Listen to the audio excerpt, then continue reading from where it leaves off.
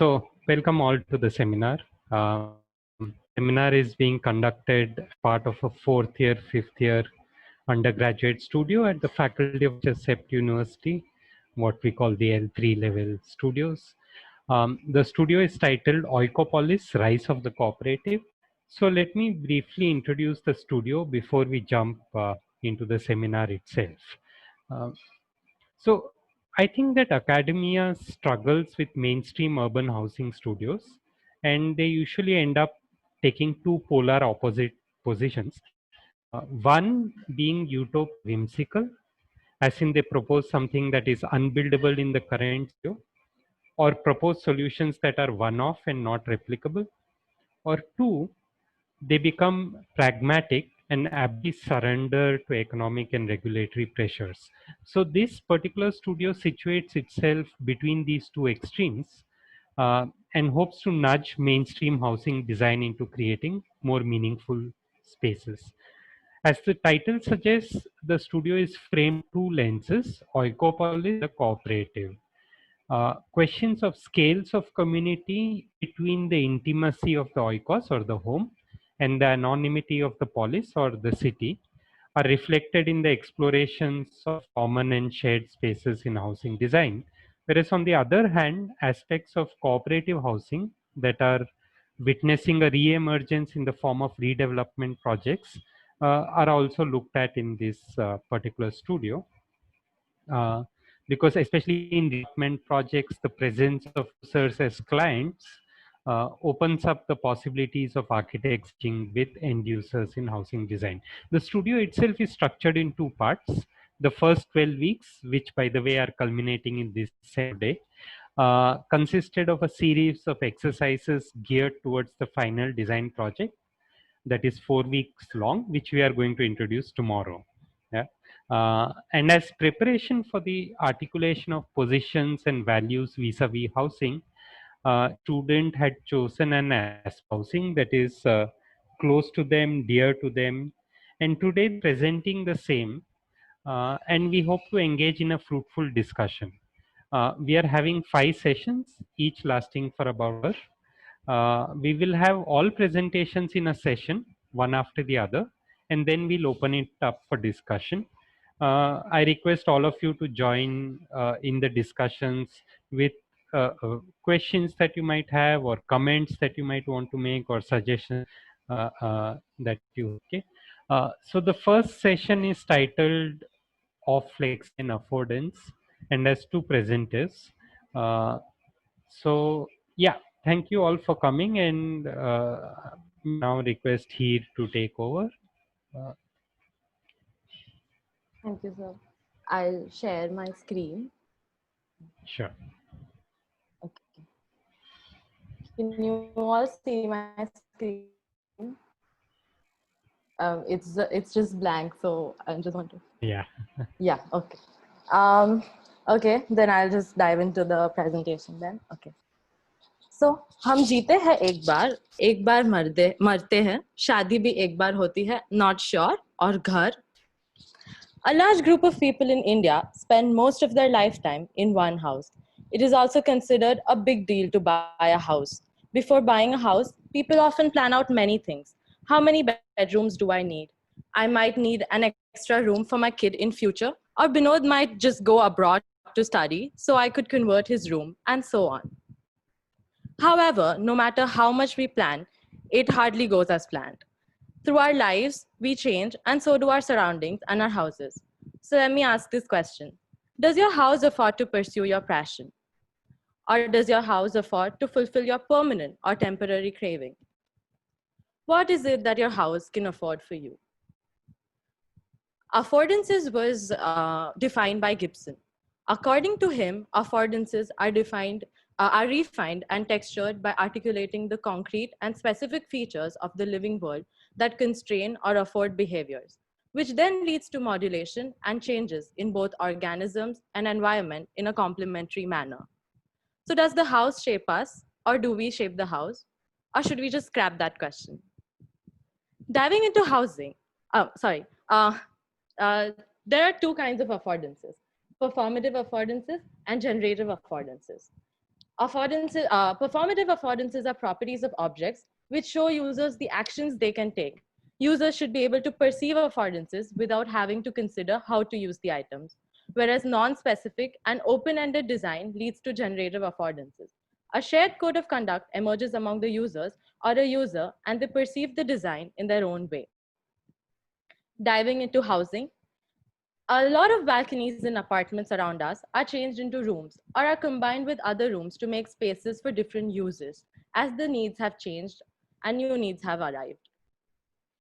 Looking into two such balconies, which were modified by the users, and what were the questions that arrived in the user's mind while modifying the balconies. In the first case, the balcony was converted into a bedroom. Few questions that arrived in the user's mind were, there was a geyser meter and a gas pipeline in the balcony. So where will it go when we convert it into a bedroom? There is no protection on the facade. So what would happen to the wall which we built?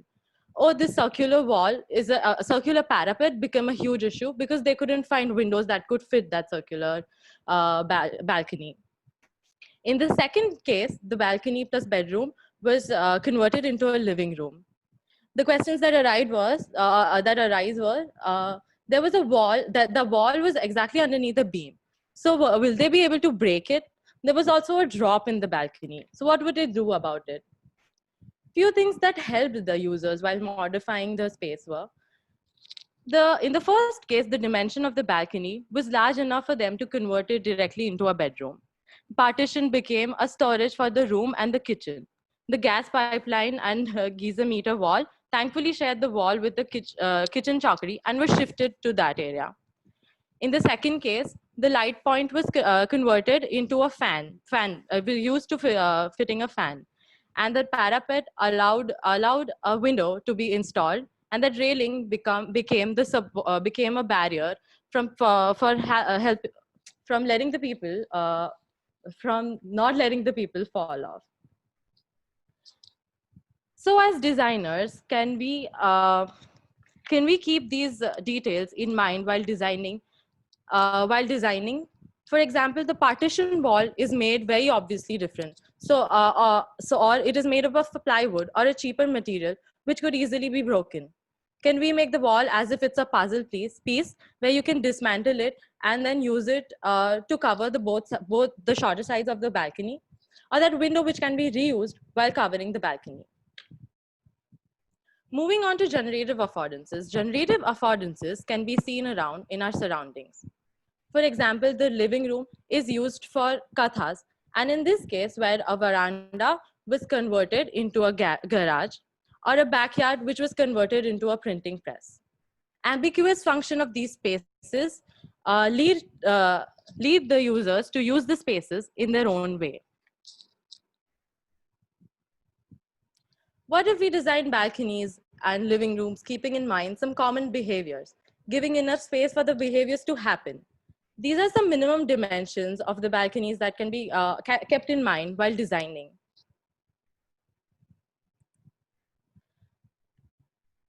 These are some minimum dimensions for a living room that can be kept in mind. You can see various activities happening in this living room.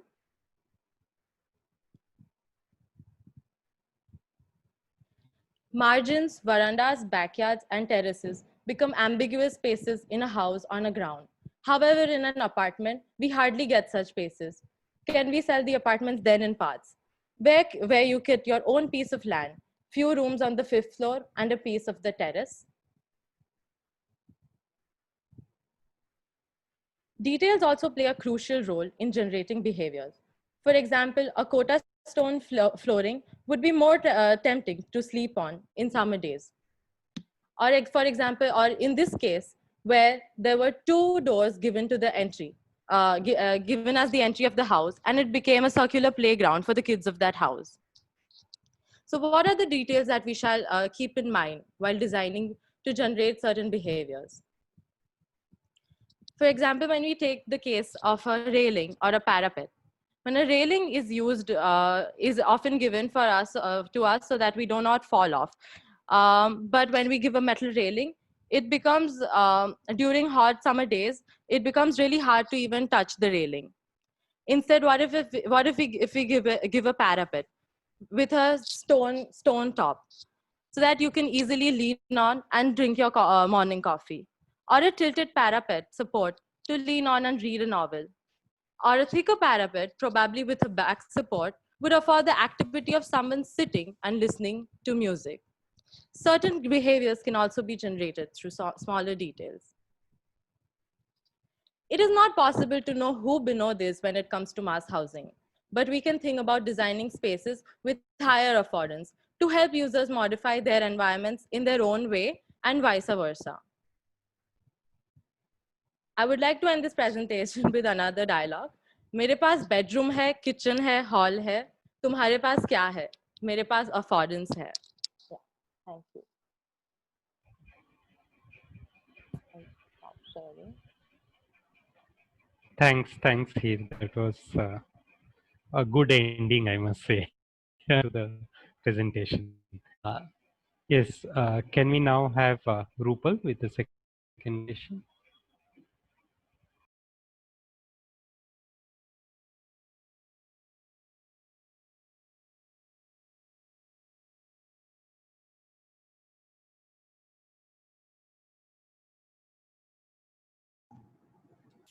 Good morning. My name is Rupal, and I'm going to talk about two lifetimes that run parallelly. Which are the two lives that will be revealed shortly? Imagine that you get a shirt stitched for yourself, and it soon became your favorite shirt. Unfortunately, soon after, you gain some weight, and the shirt does not fit you anymore. You think of opening the stitches and alter it, but what do you find out? There was no marginal cloth left in the shirt by the tailor. The shirt is pretty much useless for you now, and you try to get rid of it. Well, if I replace the product of the shirt in this sentence here with a house, the conditions are as inflexible as they could be. You must have guessed it by now. The first life is of the dwelling itself, and the second life is ours. When a consumer happens to do the heaviest purchase of his life of her lifetime, little does she know that the purchase will not be subjected to any change she desires or the time desires. Moreover, the buildings seldom take into account their own future over the next 100 years. These ideas brought me closer to the ideas of Sir John Habraken, who authored Supports. He talks about the life of different parts of a building and indicates to the future of mass housing. The hierarchical layout of an urban tissue to a dwelling brings out the idea of support and infills in the buildings. My presentation is divided into two parts. The first part is talking about support, and the second one is talking about infill.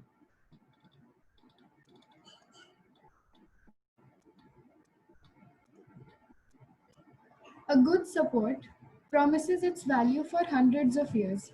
A well-designed support tries to be adaptable and flexible to the changes unleashed upon it by the time. Here I'm going to talk about support, uh, talking about structure, organization, envelope, and electrical and plumbing services. We can say that these are the aspects which basically can't be changed whenever. So let's take the example of structure. For being relevant for hundreds of years, it should be able to expand in future and should should not be obstructive for internal partitioning. I'm going to look at a few design strategies that enable this structure to be a good support. So here, using prefabricated concrete or steel assembly grids, which are neutral, they not only allow for expansion in future, but also allow for neutral open plans. I observed that usually uh, the structure is put into the place according to the design plan with internal partitions. Hence, what ends up happening is that you can't change the configuration in the of the plan whatsoever and whenever you want to do it. Now, what do we keep in mind while organizing the plans? So a good organization should allow inter-unit expansion in future and possibility of multiple good quality layouts. Taking one of these floor plans as example, if I look at this one, this is called a butterfly block. This is the service core, that is lifts and staircases. The plan not only allows the user to break this partition wall in the middle and expand the unit, it also helps in getting light and ventilation into the divided spaces very well. Let us look at this unit plan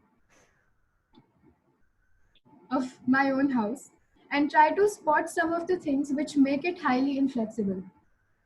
The structure is laid out according to the rooms.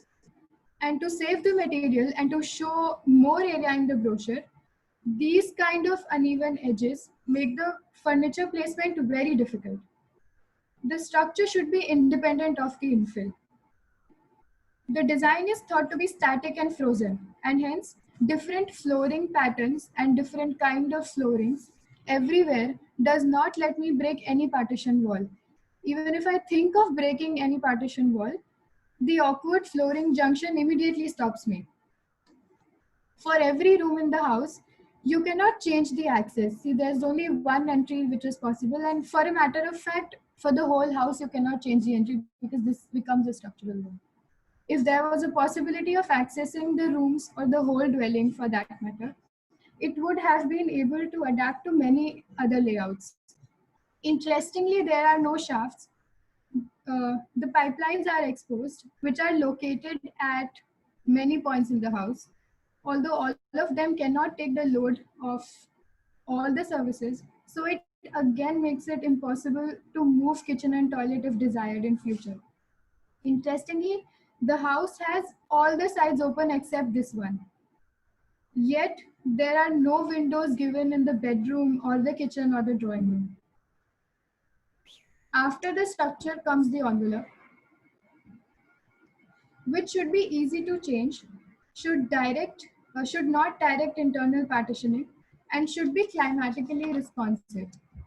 Using prefabricated dry panels, having regularly placed neutral windows, keeping a distance from the envelope, having a threshold space, letting every unit decide its own facade, and subscribing to foldable and movable elements, example this foldable balcony, enable the envelope to be so. Coming to the basic services, I try to think of the changes they might have in future. Change in position, increased intake of water, and ease of repairing uh, will make this a good support. Having independent prefab services core using the potential of walls, floor, and columns are good options. The appliances and furniture used in kitchen and toilets should be treated as independent detachable components. Let's say that in future, it will become mandatory for all the houses to use solar panels. Now the changeable envelope lends itself to be installed with the solar panels, and the cavities inside the house help in accommodating the wiring.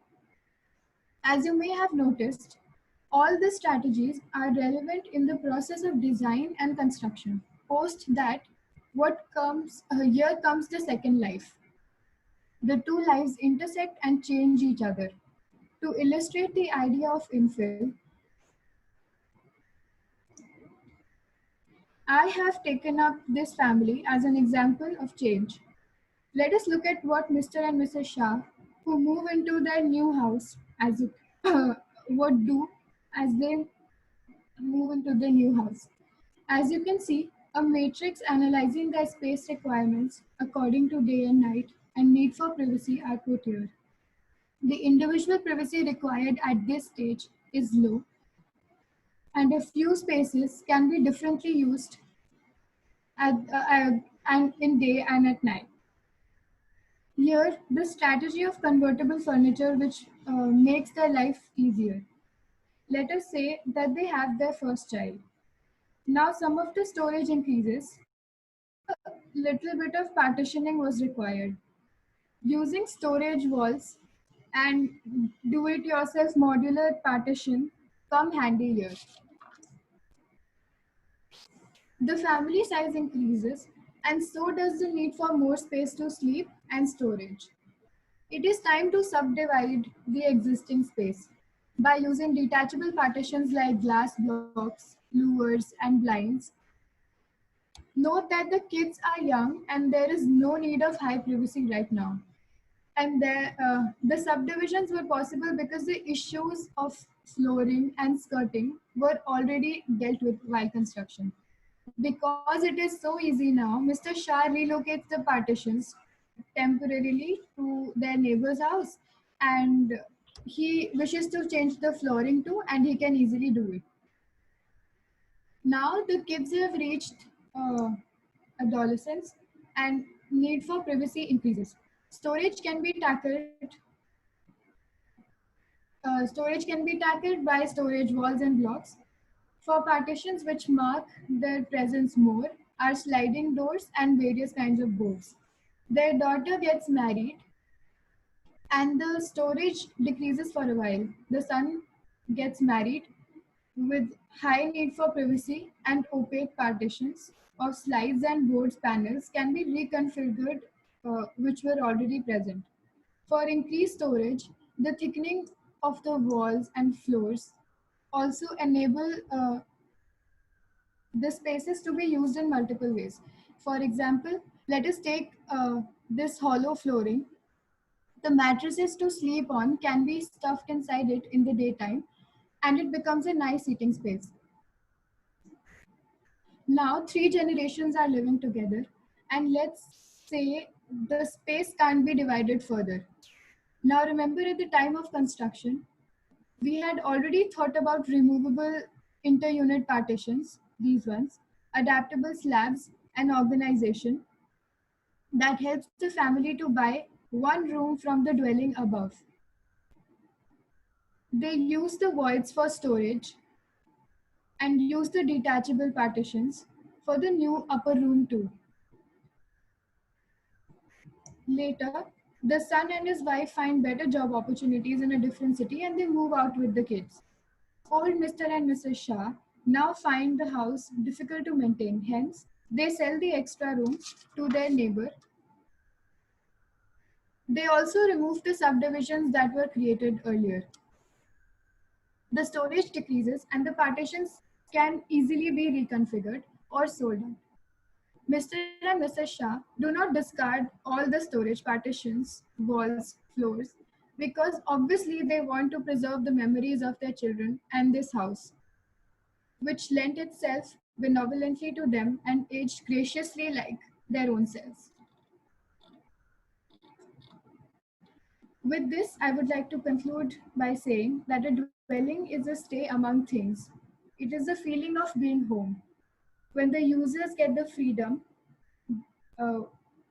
freedom to build and construct their own surroundings, they truly accept the space as their own.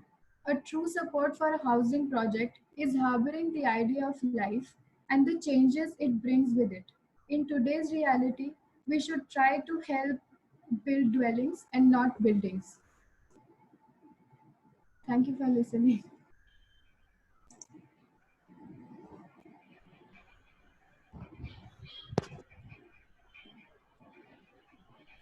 Yeah, thanks, Rupal. So I think probably what you said at the end about memory or the house aging with yourself, probably it is important for both the presentations to foreground the idea of flexibility and affordance from that perspective of memory, uh, because uh, if we don't do that, then I, the way I look at it, one of the critiques of asking for this kind of flexible and affordable housing would be that if people can keep changing their houses when their needs change, like we change our mobile phones when our needs change, uh, why should we design the houses themselves to be flexible? Yeah.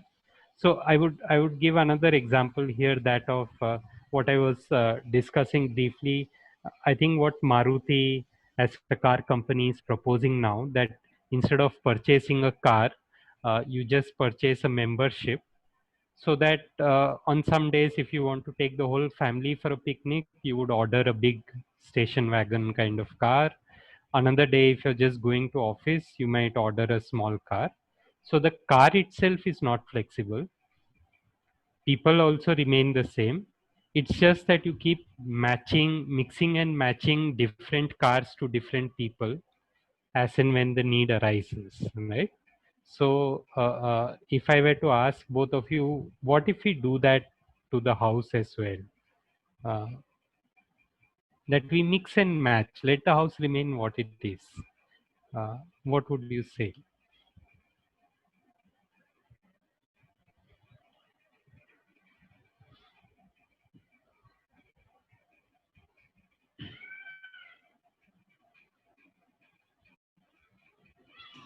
So you're saying, like a subscription, the people keep on changing the house? Yes. What is Yes, not so nice about it? Yeah. yes. Personally, when I started approaching the studio, the idea was Hmm. in Heidegger's dwelling, which I think has some kind of a permanence to it. As in, you can change and have control over the things which are inside, but the whole thing remains there. I remember myself being very uncomfortable with the idea of mobile houses, because I think a house is something which marks a location in itself, and that location helps you connect to every other thing in the world. And as I said, it is your stay among things. So I don't know if that subscription model would help in housing, because then you do not get a sense of location and origin in your own mind. Hmm. Yeah, Yeah. yes, here, sorry, go ahead. No. Yeah. Yeah. So like, I think also the fact that there is some kind of a sense of belonging to a certain place, and then when you keep changing so quickly, I mean, you change the whole, like the whole thing. I mean, you change your whole house, keep changing. Then you're not able to maybe connect with the house similarly as you would if you were to stay in that in one house for your life. Hmm. Yeah, I think the question of location, the way Heidegger describes it, I think that is what I would say differentiates a house from any other product that you might own, like a shirt or a TV or a mobile phone or your furniture. In that, the house, I mean, again, the way Heidegger describes it, the home is intrinsically, or rather, it is essentially a location that you are parking yourself in, a location which provides security, and therefore it is physically tied to a geographical location, whereas you could still have feelings of ownership or personalization or memory, emotions attached with a favorite piece of clothing, or maybe your own personal diary where you have jotted down your thoughts, but they are not by nature tied to a physical location. You can carry them with you wherever you go, and the attachment value of it will not diminish. Uh, I think somewhere else we were discussing how people, therefore, who keep shifting locations, like people who live in the army or any transferable job, they tend to take their possessions with them, because the attachment they form is with those possessions that then can be shifted from one place to the other. So that is why I was saying probably it is important to foreground this question of affordability and flexibility by saying that it's only if we believe that that location is important, that Mr. Shah wants to get old in that same place, right? Wants to have kids, see the kids grow, but wants to remain in the same place, then one can start asking these questions. Uh, Otherwise, we can have a sort of a subscription model for housing, uh, which should be more than rental, more like an Airbnb kind of situation, right? At every stage of life, you choose a house. Okay. Uh, so, so Abhinav has asked a question in the chat. What happens in case there are different residents for the same house over a period of time? Since we can't be sure of who will be living there over a period of time, how can we confirm the house to a certain type? Yeah, I think that is why our first two presenters are talking about flexibility or affordability. But Abhinav, I would say that if people were fine with changing their houses every year, then the house doesn't have to change. Just like the Maruti car doesn't have to change when people change, they just get another car. So then houses will not be designed for individual people. Maybe houses will be designed for stages in life. I don't know. I mean, there might be couples housing and young children housing and teenager housing or big joint family housing, and you have an app, and whenever you reach that stage in life, you select a house and move there. But I think at a more pragmatic level, of course, even things like schooling and access to other resources tend to fix you to a certain location, right? I mean, if kids are going to a school, you cannot keep moving the location as and when you desire. Uh,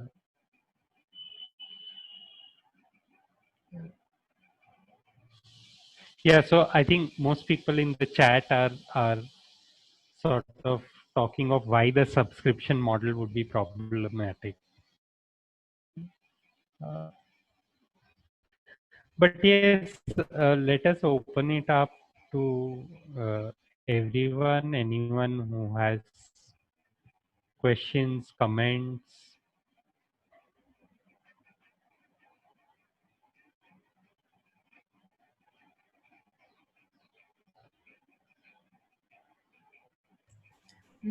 I just wanted to bring up the one aspect of Rupal's project, which Rupal's seminar presentation, which is about being able to buy from your neighbor, or being able to kind of, even maybe even borrow or transfer, which is a very intriguing thought actually, because there is an aspect of negotiation there with your neighbors or with people around you, that they should be wanting to sell or buy from you in that case.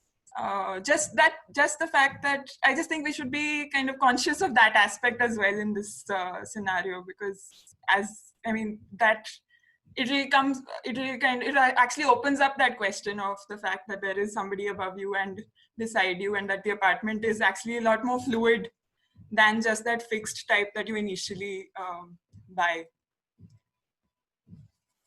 Anything else, if you would want to elaborate on that bit, Rupal, if you've thought about that aspect a little bit.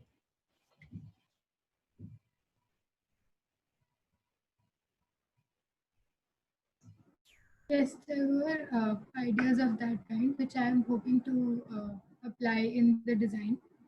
So there were discussions of us having these ideas of uh, buying and selling the entire house not as BHK, or selling into kind of modules.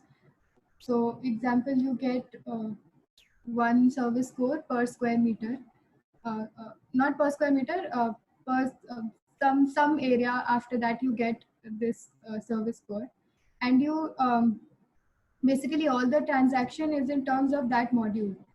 That module size has to be looked at very carefully, because then it should try to accommodate all the functions that they might want to do it in future. So this is a very neutral kind of a space where you do not say that this is a bedroom already or this is a drawing room. You just give them the modules and so example, if it's a neutral grid in a square and if there are modules subdivided into it, so in the end what you get after all the transactions, some people need more modules than the other, then it becomes a complex interlocked situation of uh, the whole housing, and it presents you as one, and over the time you can always transfer those modules to your neighbors or buy from them. So yeah, that is the kind of idea, and uh, I am still to think more about that.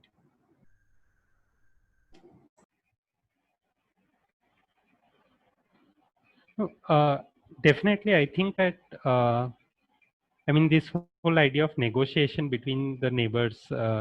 It touches much closer home to me right now because my neighbor in my apartment, they had purchased two floors one above the other, and they had made an internal staircase through their house because they wanted more space. There were 6 people in a two-bedroom house: grandparents, parents, and 2 daughters.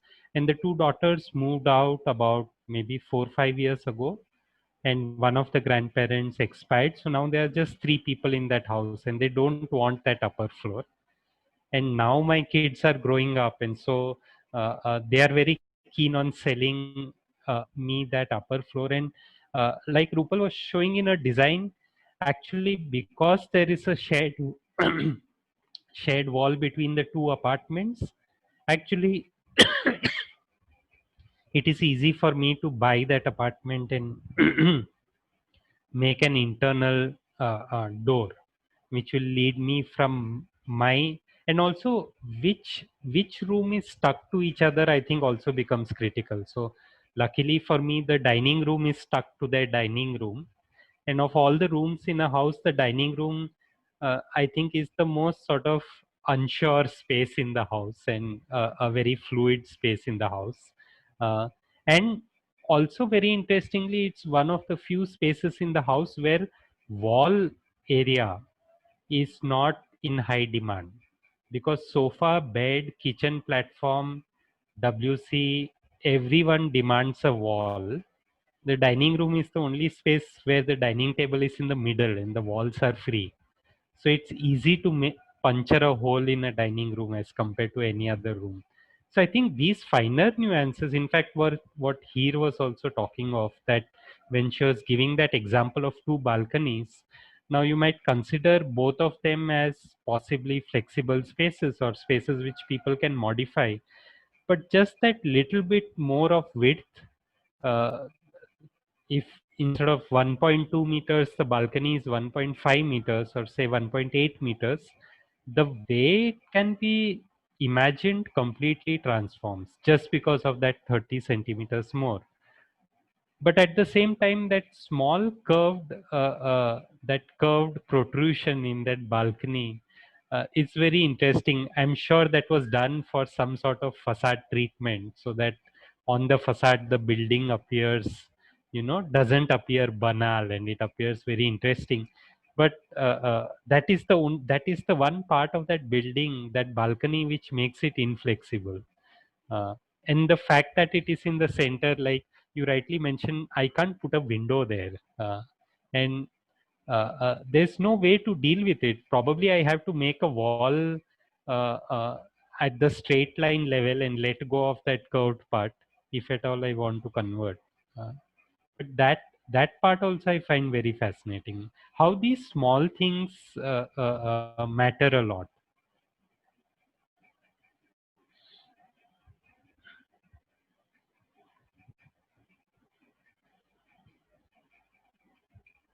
I think that also conveniently brings up the question of the aesthetic of this of flexibility or affordances, in the sense that there is there's a word that we're repeating. We're saying neutral, or the grid that where the modules can kind of be used as anything, and the aesthetic of these kind of spaces tends to be a certain kind, um, and with a certain kind of, I mean, maybe it has its own character.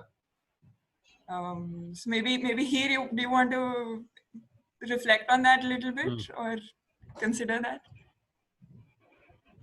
Yeah, I yeah, I think, yeah, exactly, like it's supposed to have like a certain, I mean, I feel that certain characters or certain materials or certain properties of even small details, they tend to generate like a few kinds of behaviors or few kinds of, in the way that you use you use the space, like it changes. I think so. And yeah, I mean, when you talk about modules and grids, I agree that maybe to have, I guess probably it's easier to, maybe, I don't know, I think it's easier to multiply and to like when we talk in grids or modules. But and yeah, but I think I'll have to like have to think about it though, about the aesthetics. And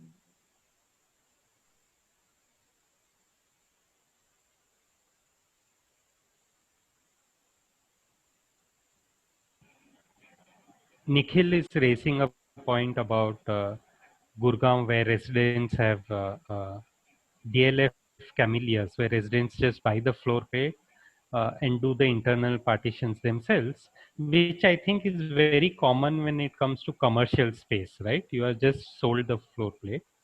But people who bought the flats later struggled to get various agencies together to get it built, and developer had to step in to get the work done. Yes, so uh, I definitely, there are a lot of people who just want to purchase the flat, uh, and therefore, I mean, even in this support and infill kind of method where internal partitionings are done by people themselves, I think at what stage that choice is made and who builds it for them is an extremely crucial aspect, because even in, not only in terms of getting agencies to build the individual flats, but also imagine if there is an apartment scheme where every other month someone purchases a new flat and then starts getting construction done. It's going to be terrible for the rest of the residents. So in terms of how you operationalize it, I think is extremely critical. So I think some of the work that Total Environment does in Bangalore, where the floor plate is already designed, keeping in mind possible layouts, but then the end users, when they purchase the flat, they are given a catalog of possible options which they have to select. Uh, and this is happening while the structural system, that is the columns and the slabs, are being built on the project. By that time, as and when you keep getting owners, they come and choose from a catalog, and therefore, like you're saying, Nikhil, the developer only builds that for them. So each catalog choice with a cost associated to it, so you know what you're getting into. And although it is not done, I suppose what could be done is, for the flats that are unsold, uh, till the construction gets over, that will be the tricky bit, right? Do we leave them as just blank floor plates so that people can come and do their own individual construction, or does the developer do a standard layout or multiple option layouts from the same catalog, and those have a lesser degree of flexibility, in the sense that uh, you purchase the one you like. Yes, Akshar. In fact, that project is called Udayan in Calcutta, and I think Sohan Nilkant and Priyank did that in other projects as well. So that Calcutta project, another way of going about it is, in this Calcutta project, again there were 26 odd flat types in the same tower, and there were 8 towers, and they were very large. So all 8 towers were not built simultaneously. First, they built one tower. Stage one was one tower. Stage two was tower 2 and 3, and so on. And so by the time they started building the 6th and the 7th tower, the first tower was already sold. And in that they came to know which flats sell fast and which flats don't sell fast. So depending on what was the market reaction to the first tower, the subsequent tower designs were changed. But that change was possible only because the structure, like Rupal was mentioning, the structure, circulation and services were fixed irrespective of what unit type was to be designed. I think Imran was working on that project. Uh, Yeah, I was there I'm not for sure. 7, 8 months. Yes, so I'm sure he must have been in the thick of that. But I'm right, Imran. Am I right, Imran, that they did change the proportion of large apartments and small apartments in the later towers? In a later stage, they did, but even in the first stage, when they were designing the HIG for Yeah. Udayan, there was hierarchy of unit sizes, and there was a discipline of a structure. It was allowing to have a different unit sizes on a different floors. So the topmost floors, they will have the larger unit sizes for family of 3, and the bottom one, they were like a studio or a 1 bedroom, Hmm. and they had direct access to the podium, The smaller apartments. the smaller Right. apartments. Mm-hmm. Yeah, so that I think is an interesting way of dealing with this issue.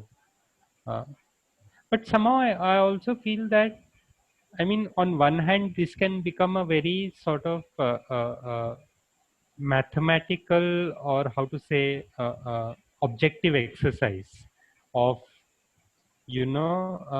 grade, measurement, dimension, which is important, of course, because I think both presentations pointed out that all these matter a lot. Exactly what dimension, what shape, which are the adjacent rooms to each other, so that you can make more openings, exact location of structure.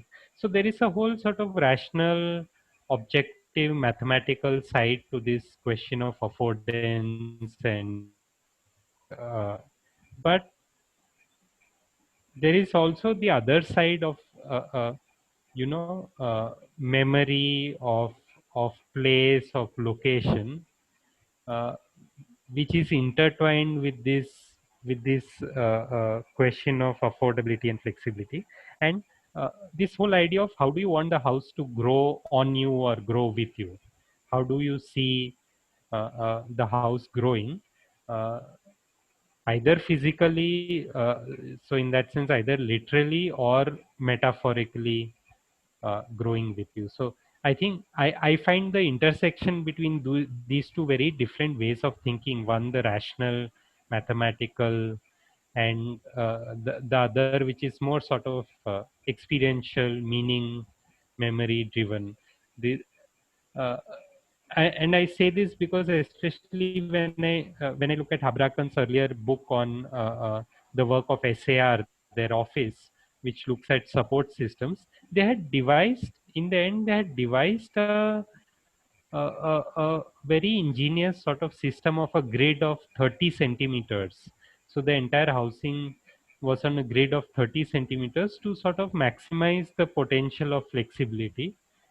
But somehow, when I actually look at the early examples of flexible housing in Europe, uh, uh, they, I mean, I know on one hand that they are flexible. That there are examples of people changing their internal partitions as time went around. But somehow, to look at those buildings seem very generic and monotonous. Uh, So I think that also should be kept in mind. And the other thing, Apurva, you were talking of this whole idea of neighborly negotiations. I think that is a whole other sort of field of study which we have not tackled. The idea that uh, uh, that there is a family life cycle that family sizes keep increasing and decreasing. It's not a linear thing, it's a family life cycle. And that the needs of a house change with that cycle. And so purely from a family life cycle perspective, you want the house to grow and then shrink and then grow and then shrink. Okay, that is one trajectory. The other is that in most many situations, at least in the Indian context, uh, uh, people get people slowly but surely get richer over a period of time. So what they can afford in terms of a house keeps changing over a period of time, and there is this strong desire to project that affordability or that economic status through your house. It could either be by changing the terrazzo flooring to granite or marble flooring, or it could be by making additions to your house or wanting to move into a bigger house. So uh, but that is more of, I would say, more of a linear, by and large, a linear trajectory of wanting more and more. And on the other hand is the family life cycle, which is saying no, it is like an organism. It expands and contracts, expands and contracts. So how do we deal with housing as a static entity when the family life cycle itself is waxing and waning, is something that I don't think has been adequately addressed in the field of housing. The only sort of half solution, if I might call it, that people give is that you can always sell your house and purchase a new one. When your family size increases, you purchase a new one, then you again sell it and buy a smaller house.